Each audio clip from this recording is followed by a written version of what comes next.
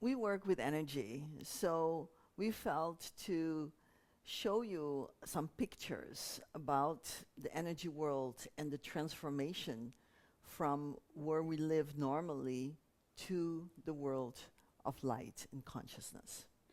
This first picture shows a fairly normal, typical gentleman who's, we call it spun up, busy, doing, thinking, acting, and the chakras are willing out this way, all kinds of emotions this way, all kinds of sparks of fire. The energy field is very loud and dominant and takes over the psyche.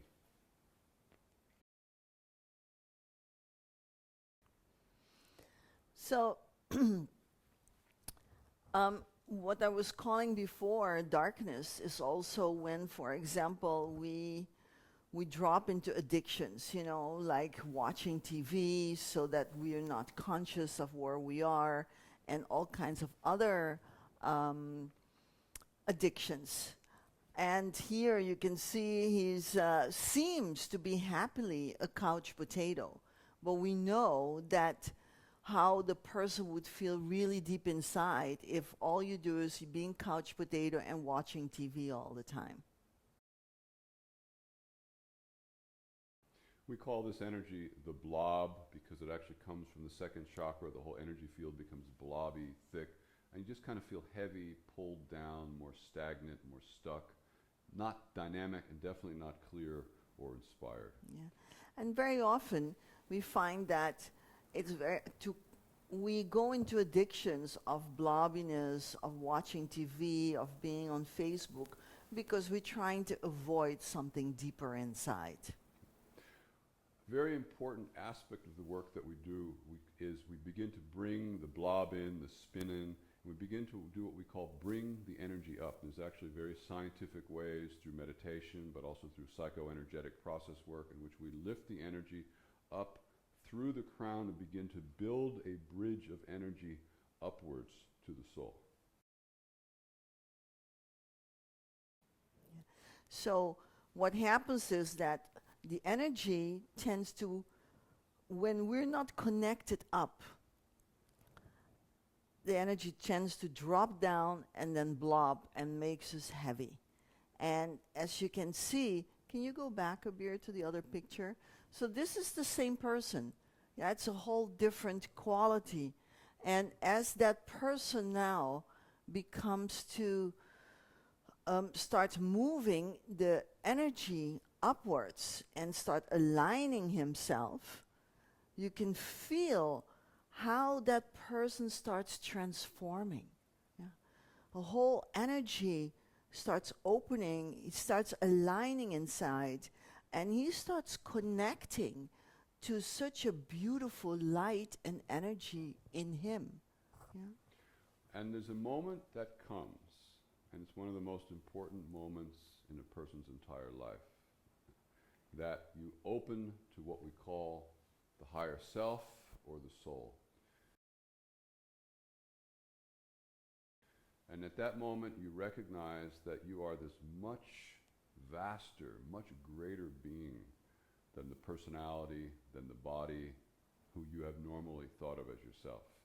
Not only do you recognize yourself as this tremendous being, but the capacities of this being, the love, the intelligence, the vision, the power, the purpose, all start becoming manifest in your life at such another level than you'd ever known before. Yeah, we call this, the first moment is called soul contact. And then we called when it's kind of like a little explosion that happens, and we call it a soul merge. And from that moment on, you know yourself as a soul here on earth. We call that the first half of the journey.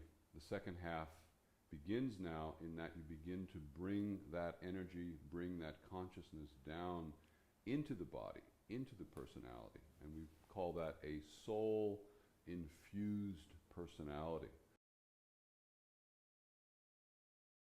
In that the purpose, the light, the intelligence now begins to percolate through all the centers, through the mind, and begins to reorient everything in your life to live according to that consciousness. Yeah, it is as if you bring particles of light and consciousness into every part of your body, so that these parts start transforming piece by piece inside of you, because this energy of light and consciousness starts penetrating every cell.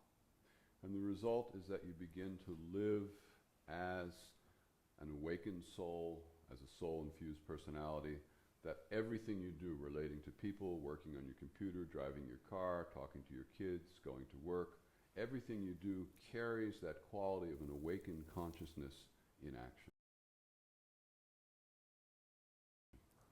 Yeah, and what's beautiful about is that when you start looking at people, you start seeing them as a soul. So instead of looking their personality, becoming very critical, it opens your heart and you can see the deeper being in people. And that's how you start relating to each other. And slowly you start creating a circle of soul friends around you, and you start living in a world of soul connection and soul consciousness. And I can only say that to live with another soul, awakened soul, in a soul-based relationship is the most incredible joy I can ever have. Thank you, Kabir.